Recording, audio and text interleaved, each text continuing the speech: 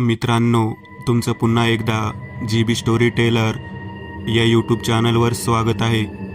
आजच्या आपल्या गोष्टीचं नाव आहे तिचा अपूर्ण बदला, भाग दुसरा. लेखिका प्राजक्ता खैरे. पण गोष्ट सुरू करण्याआधी जर कोणी या कथेचा या अगोदरचा भाग पाहिला नसेल तर तो भाग पाहूनच हा भाग पाहण्यास सुरुवात करावी, ही विनंती. चला तर मग अजिबात वेळ न घालवता गोष्टीला सुरुवात करूया.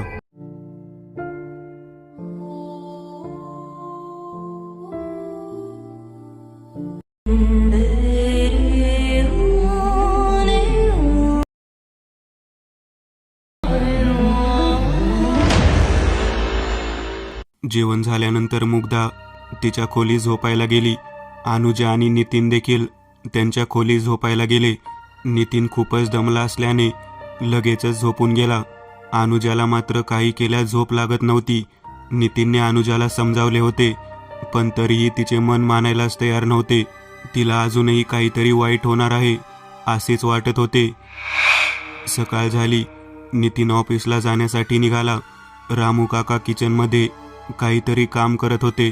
अनुजा काकांकडे गेली आणि म्हणाली, काका, काल जे काही झालं, नितीन जे काही तुम्हाला बोलला त्यासाठी खरंच सॉरी. मला फार वाईट वाटलं. रामू काका म्हणाले, बाईसाहेब, तुम्ही काय बी वाईट वाटून घेऊ नका. अहो, नितीन साहेब माझ्या पोरासारखे आहेत. मला काही बी वाईट वाटलं नाही. अनुजाने फक्त स्माईल केली आणि मुग्धाच्या खोलीत निघून गेली. अनुजाने मुग्धाला आंघोळ घातली आणि तिला आवरले. अनुजा पुन्हा बाहेर जाणार इतक्यात मुग्धा म्हणाली, मम्मा, मी खेळायला जाऊ का? रिया माझी वाट बघत असेल. हे बघ मुग्धा, मी तुला सांगून ठेवते, तू यापुढे अजिबात बाहेर खेळायला जाणार नाहीस. आपल्या घरी मोबाईल आहे, TV आहे, छान छान खेळणी आहेत. तू घरी बसणार आहेस, कळलं? मुग्धाने पहिल्यांदा अनुजाला एवढं रागात पाहिलं होतं, म्हणून ती काही न बोलता घरी बसून TV पाहू लागली. अनुजा देखील तिच्यासोबतच बसून होती. नंतर थोडंसं जेवण करून मुग्धा झोपून गेली. हे पाहून अनुजाला थोडंसं बरं वाटलं आणि ती काम करण्यासाठी व्यस्त झाली. रामू काकांनी त्यांचं काम संपवले आणि ते घरी जाण्यासाठी निघाले. अनुजा त्यांना म्हणाली, काका प्लीज, तुम्ही आज इथेच थांबा ना. मला फार भीती वाटत आहे. राहून राहून असं वाटत आहे की काहीतरी विपरीत घडणार आहे. बाईसाहेब, तुम्ही काही बी काळजी करू नका. मी आज इथेच थांबतो. तुम्ही जरा आराम करा, मी कामाचं बघतो. रामू काकांना थँक्स म्हणून अनुजा तिच्या खोलीत झोपायला गेली. तिने सहज बेडवर अंग टाकलं आणि तिचा डोळा लागला. तिला मुग्धाच्या जोरजोरात हसण्याचा आवाज येऊ लागला. अनुजा ताडकन उठून बसली आणि थेट मुग्धाच्या खोलीत गेली, पण मुग्धा तिच्या खोलीत नव्हतीच. अनुजाने खिडकीतून खाली पाहिले तर अनुजा कालच्यासारखं कोणाशी तरी पकडापकडी खेळत होती. अनुजा धावतच खाली गेली आणि मुग्धाचा हात पकडून तिला ओढत घरात आणू लागली. म्हणाली, मुग्धा, का हट्ट करतेस? तुला मगाशी सांगितलेलं समजलं नाही का? मूर्ख मुलगी, चल आता, तुला घरातच कोंडून ठेवते. तेवढ्यात मुग्धा जरा विचित्र आणि घोगरे आवाजात म्हणाली, काकू, तुम्ही मुग्धाचा हात एवढा जोरात ओढू नका, तिच्या हाताला बाऊ होईल ना. अनुजा प्रचंड घाबरली. ती मुग्धासमोर गुडघ्यांवर बसली आणि म्हणाली, बाळा, तू असं काय बोलत आहेस? मम्माला तू त्रास देणार का? चल पिल्लू घरी. मुग्धा पुन्हा त्याच आवाजात म्हणाली, काकू, मी रिया, मुग्धाची मैत्रीण. ही ऐकून अनुजा फक्त बेशुद्ध पडायची बाकी होती. तरीही संपूर्ण प्राण एकवटून ती जोरजोरात रामू काकांना आवाज देऊ लागली. रामू काका धावतच आले. त्यांनी पाहिलं की अनुजा प्रचंड रडत होती आणि मुग्धा अनुजाकडे पाहून कुत्सित हास्य करत होती. नेमके इथे काय झाले हे समजायला रामू काकांना वेळ लागला नाही. त्यांनी आपल्या गळ्यातील तुळशीची माळ काढली आणि कोणता तरी मंत्र जाप करून मुग्धाच्या कपाळाला लावली. मुग्धाने एक आर्त किंकाळी फोडली आणि क्षणार्धात खाली कोसळली. अनुजा समोरचे दृश्य डोळ्यात प्राण आणून पाहत होती. मुग्धा खाली कोसळल्यावर अनुजा धावतच तिच्या जवळ गेली आणि तिला उचलून घेतले. रामू काका आणि अनुजा तिला देवघरात घेऊन आले. अनुजाने देवासमोर दिवा लावला आणि पुन्हा मुग्धाजवळ जाऊन बसली. रामू काका म्हणाले, बाईसाहेब, एक बोलू का?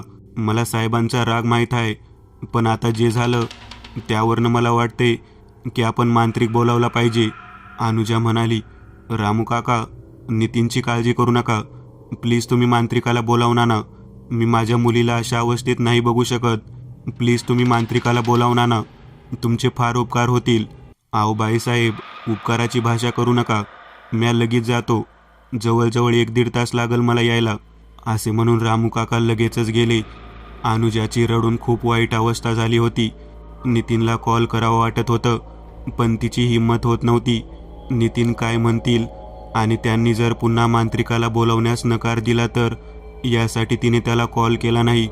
काही वेळाने रामू काका आले. त्यांच्यासोबत एक मांत्रिक देखील होता. काळे कपडे, लांब केस, लाल डोळे, गळ्यात कवड्यांच्या माळा आणि एक मोठी झोळी, अशा वेशात तो आला होता. अनुजाने झालेला सगळा प्रकार त्यांना सांगितला. मांत्रिकाने सगळे ऐकले आणि मुग्धाला बोलवायला सांगितले. मांत्रिकाने एक मोठा यज्ञ केला. मुग्धाला त्यांनी कसला तरी अंगारा लावला आणि तिला एका वर्तुळात झोपवले आणि जोरजोरात मंत्रांचा जाप सुरू केला. थोड्या वेळाने तो अनुजाला म्हणाला, पोरी, मुग्धावर खरोखर एका आत्म्याने ताबा मिळवला आहे. तो तिला इतक्या सहज सोडणार नाही. त्या आत्म्याची अपूर्ण इच्छा पूर्ण झाल्याशिवाय तो तिला सोडणार नाही. पण तू घाबरू नकोस, मी यावर उपाय शोधतो. अचानक बंगल्याचे दार जोरात आपटले. बाहेर नितीन उभा होता. घरात चालू असणारा हा प्रकार पाहून त्याची तळपायाची आग मस्तकात गेली. तो रागाने लाल झाला. त्याने मुग्धाला उचलून कडेवर घेतलं. तो अनुजाजवळ गेला आणि म्हणाला, अनुजा, हे काय चालू आहे? काल मी जे बोललो ते तुला कळलं नाही का? का माझ्या सहनशक्तीची परीक्षा घेताय सगळे? माझी महत्त्वाची फाईल घरी राहिली म्हणून मला घरी यावं लागलं. पण बरं झालं, नाहीतर मला समजलं नसतं की माझ्या पाठीमागे या घरात काय फालतूपणा चालू आहे. अनुजा म्हणाली, नितीन शांत व्हा, प्लीज शांत व्हा. मी तुम्हाला सगळं सांगते, ऐका ना. मला काही ऐकायचं नाही. यानंतर तो मांत्रिकाला म्हणाला, उठा तुम्ही, आधी उठा. मला असल्या फालतूपणावर अजिबात विश्वास नाही. निघा तुम्ही. मांत्रिक म्हणाला, पोरा, तू खूप मोठी चूक करत आहेस. याचे परिणाम तुझ्या संपूर्ण परिवाराला भोगावे लागतील. हो, निघा तुम्ही. जे होईल त्याला सांभाळायला मी समर्थ आहे. मांत्रिक निघून गेला. जाताना त्याने मुग्धाकडे पाहिले तर मुग्धा त्याच्याकडे पाहून अतिशय भीषण हास्य करत होती. त्या रात्री कोणालाच नीट झोप लागली नाही. सकाळ झाली. रात्री आपण अनुजाचं काहीच ऐकून न घेता तिला फार रागावलो. याचे नितीनला फार वाईट वाटत होतं. अनुजाला सॉरी म्हणण्यासाठी तो किचनमध्ये गेला, पण अनुजा किचनमध्ये नव्हती. तो रामू काकांना म्हणाला, काका, अनुजा कुठे आहे? रामू काका म्हणाले, साहेब, बाईसाहेब अजून खाली आल्याच नाहीत. हे ऐकून नितीन सगळीकडे अनुजाला शोधू लागला. रामू काका देखील तिला शोधत होते. अचानक त्याची नजर एका कोपऱ्यातील खोलीकडे गेली. आज ती खोली उघडी होती. रामू काकांना आश्चर्य वाटले, कारण त्यांनी ती खोली उघडलीच नव्हती. नितीन आणि रामू काका त्या खोलीत गेले तर अनुजा पाठमोरी बसून हवेत कोणाशी तरी बोलत होती. रिया, तुला किती वेळा सांगितलं आहे की त्या मुग्धासोबत खेळू नकोस म्हणून? तिची आई तिलाही रागवेल आणि तुलाही. अनुजा एका कोपऱ्यातल्या खोलीत पाठमोरी बसून कोणाशी तरी बोलत होती. हे पाहून नितीन पुरता घाबरून गेला होता. रामू काकांनी नितीनला खोली बाहेर जाण्याची विनंती केली. नितीन नाईलाजाने बाहेर गेला.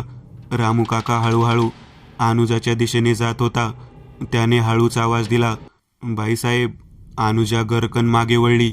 तिला पाहून रामू काका नखशिंकात घामाने भिजून गेले. प्रचंड घाबरले.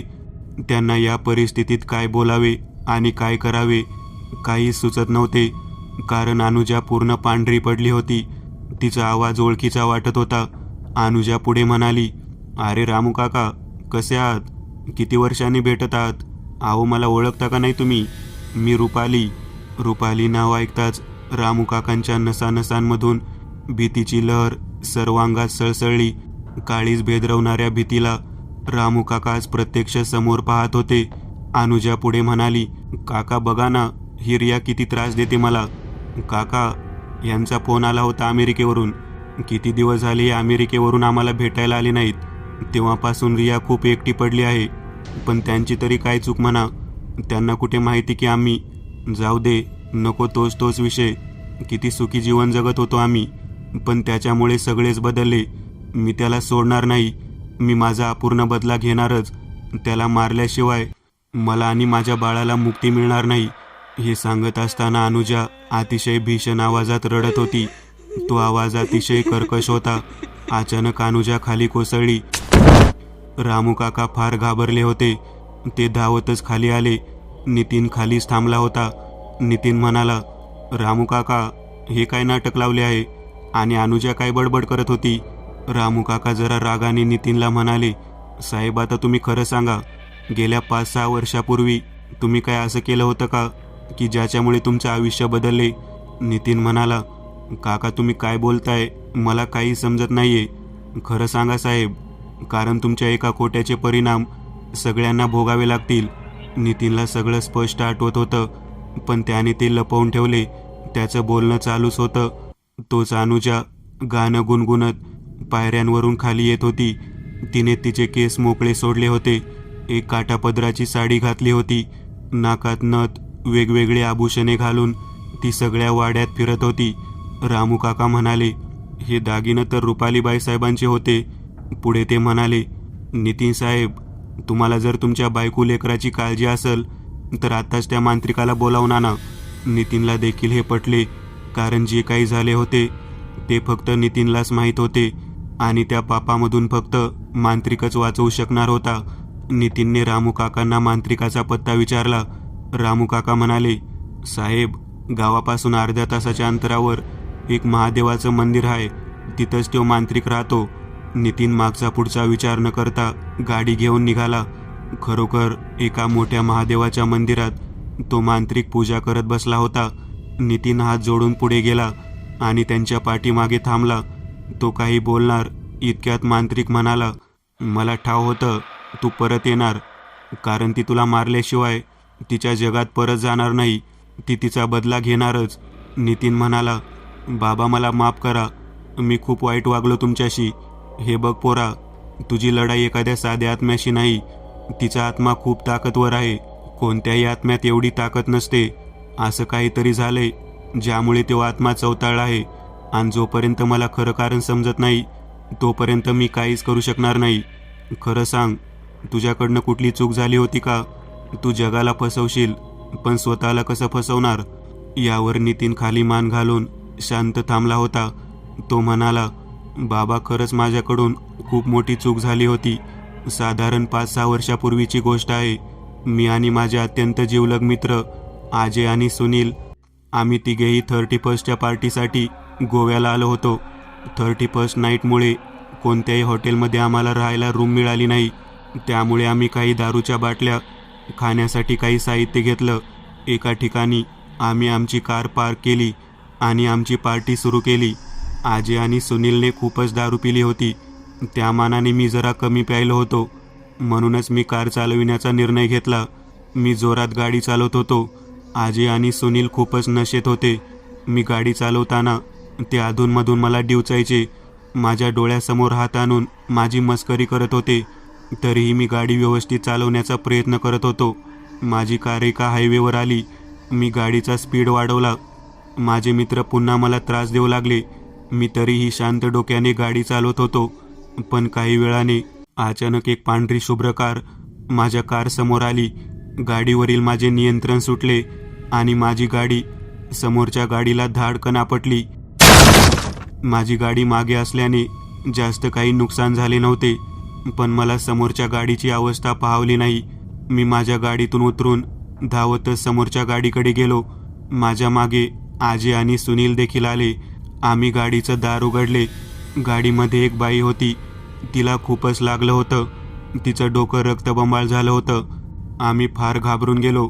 मी तिला हॉस्पिटलमध्ये नेण्यासाठी गाडीमधून बाहेर काढू लागलो, तर अजय म्हणाला, अरे तुला वेड लागला आहे का? तुझं आत्ताच नवीन लग्न झालं आहे.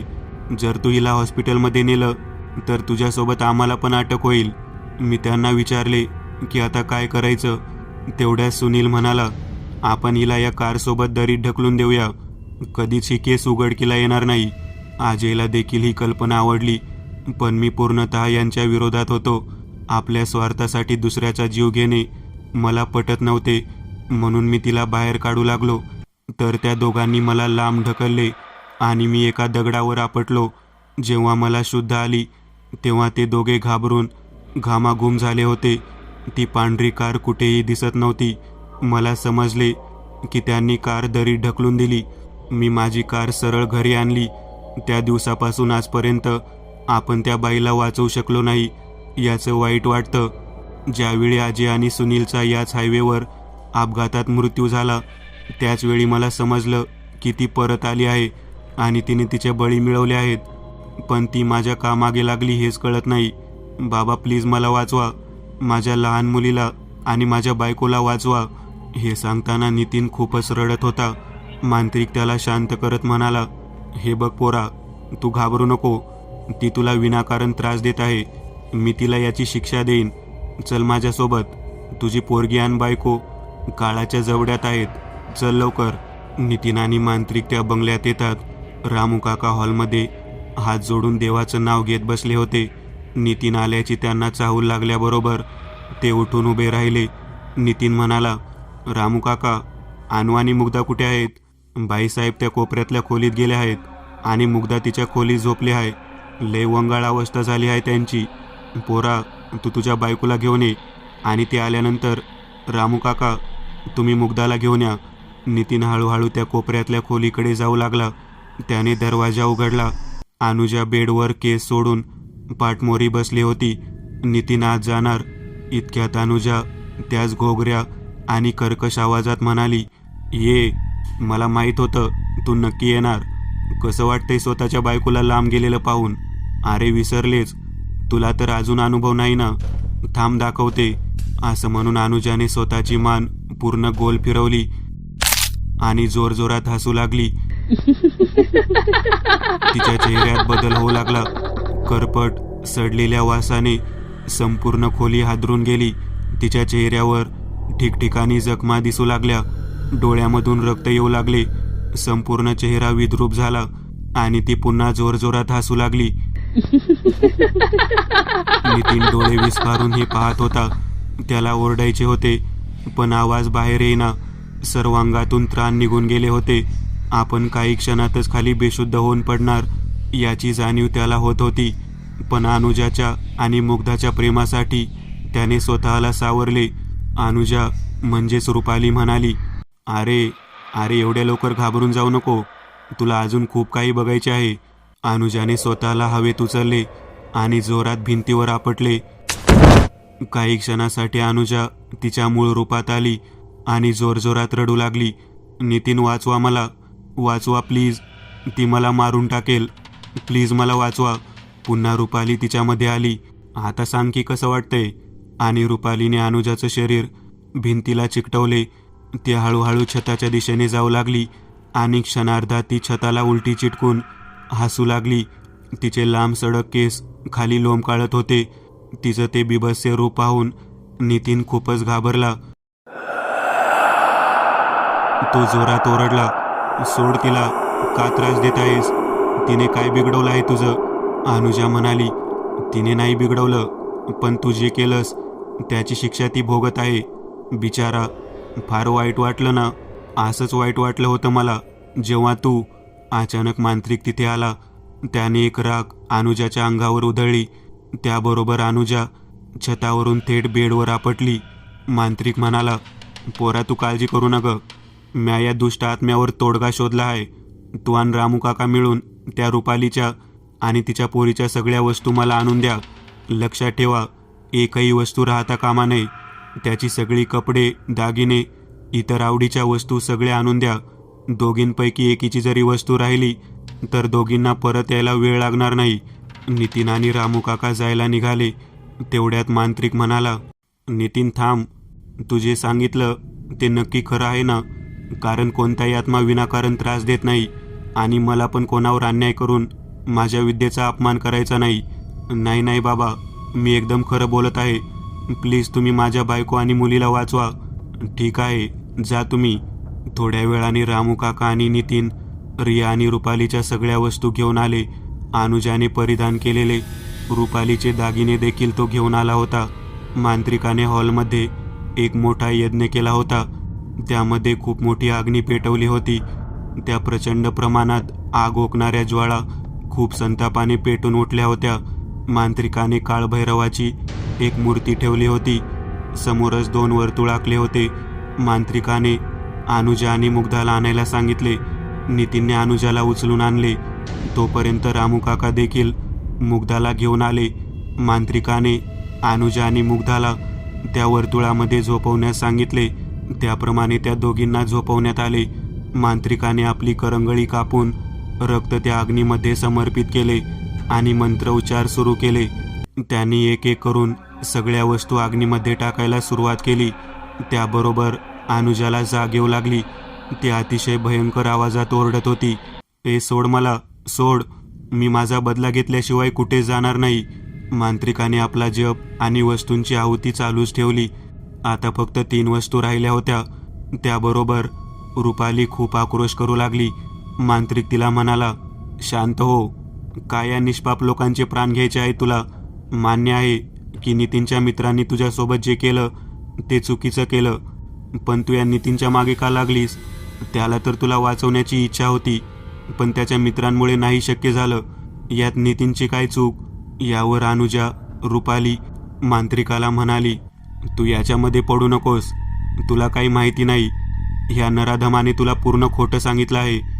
हे ऐकताच मांत्रिकाने पूजा थांबवली. त्याच्या हातात फक्त एक बाहुली राहिली होती, रियाची बाहुली. मांत्रिकाने अनुजाकडे पाहिले. अनुजा म्हणाली, "मी खरं सांगत आहे. ह्या नितीनला त्याची चूक कबूल करायला सांग."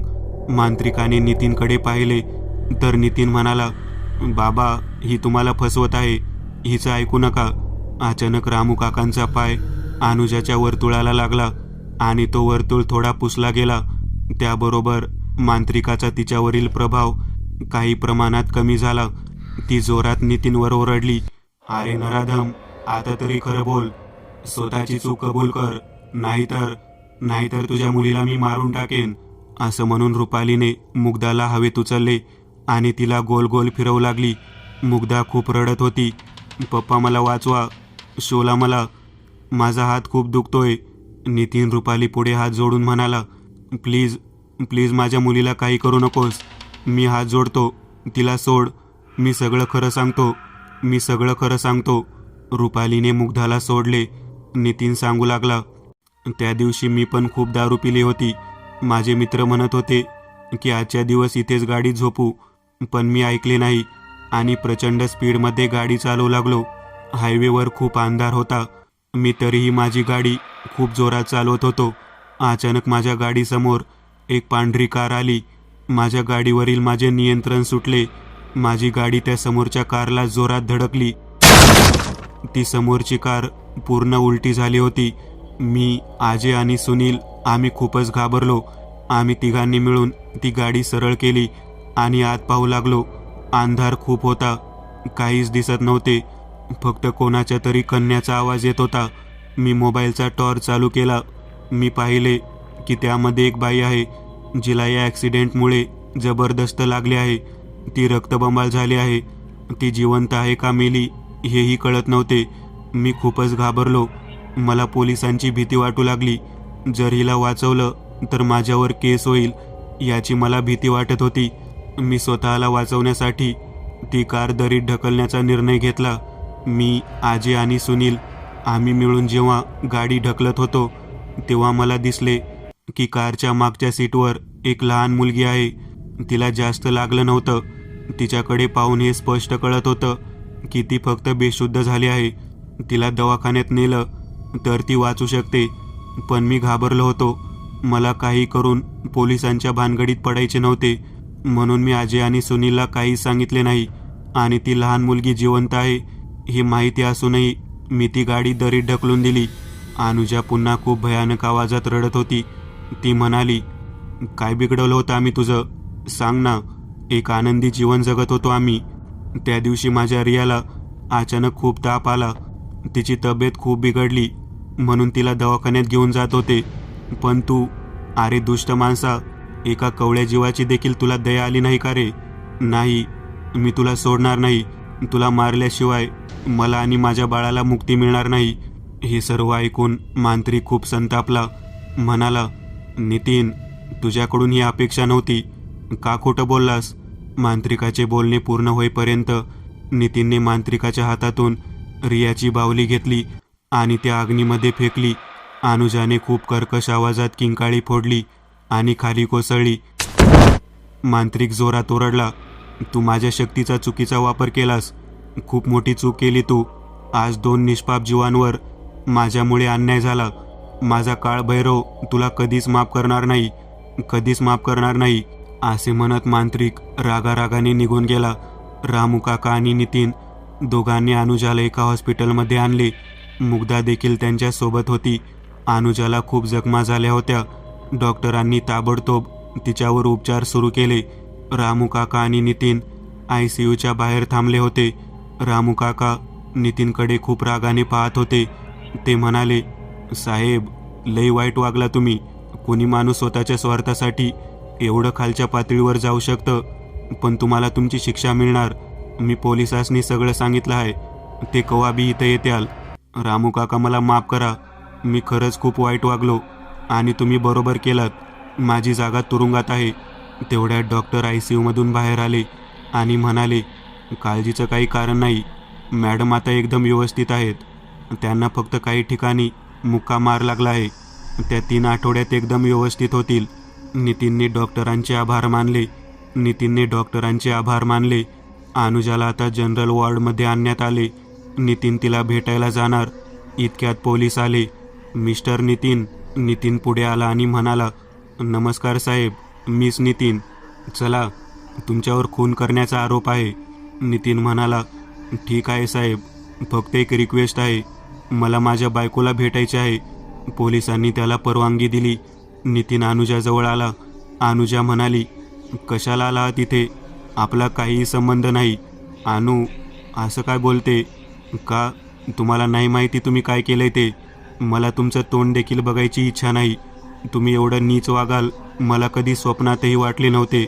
तेवढ्यात पोलीस दारात आले आणि म्हणाले, नितीन चला आता. मॅडम, तुमच्या नवऱ्याने खूप मोठा गुन्हा केला आहे. त्यांना फाशी किंवा मरेपर्यंत जन्मठेपेची शिक्षा होऊ शकते. अनुजाच्या डोळ्यात पाणी आले, पण ती म्हणाली, साहेब घेऊन जा तुम्ही यांना. पोलिसांनी नितीनला गाडीत बसवले आणि निघाले.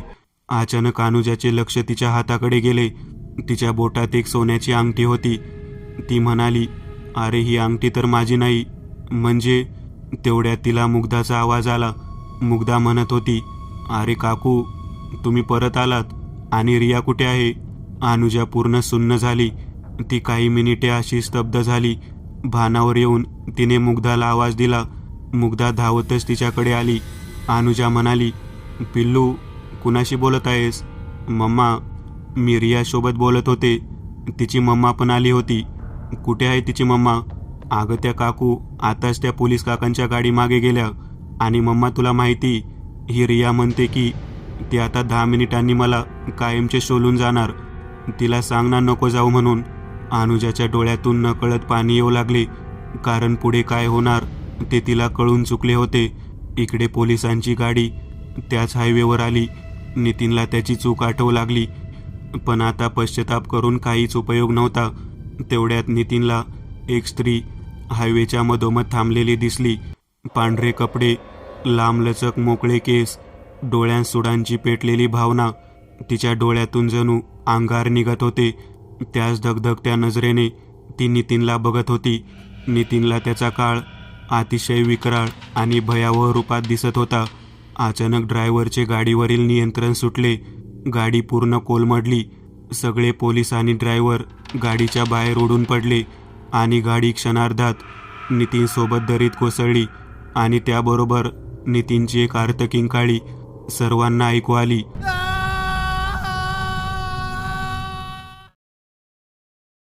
मी एक नवीन चॅनल ओपन करत आहे. त्यावर तुम्हाला ॲनिमेटेड हॉरर स्टोरीज पाहायला मिळतील. त्या चॅनलची लिंक या व्हिडिओच्या डिस्क्रिप्शनमध्ये दिलेली आहे. चॅनलला सबस्क्राईब करायला विसरू नका. मित्रांनो, आज पुरतं एवढंच. तुम्हाला जर काही गोष्ट आवडली असेल तर नक्की लाईक करा. तुमच्यापैकी बरेचसे जण व्हिडिओ लाईक न करताच पळून जातात, पण हा जर व्हिडिओ तुम्ही लाईक केला तर मला जरा बरं वाटेल आणि असेच भारी भारी व्हिडिओ बनवायची माझ्यात एनर्जी येईल. त्यामुळे नक्की लाईक करा. आणि अजूनही कोणी या चॅनलला सबस्क्राईब केलेलं नसाल तर लगेच सबस्क्राईब करून टाका आणि बाजूची घंटी ती मात्र दाबायला विसरू नका. देवाची घंटी आहे ती. चला तर मग पुन्हा भेटूया अशीच एक आगळी वेगळी गोष्ट घेऊन पुढच्या भाग.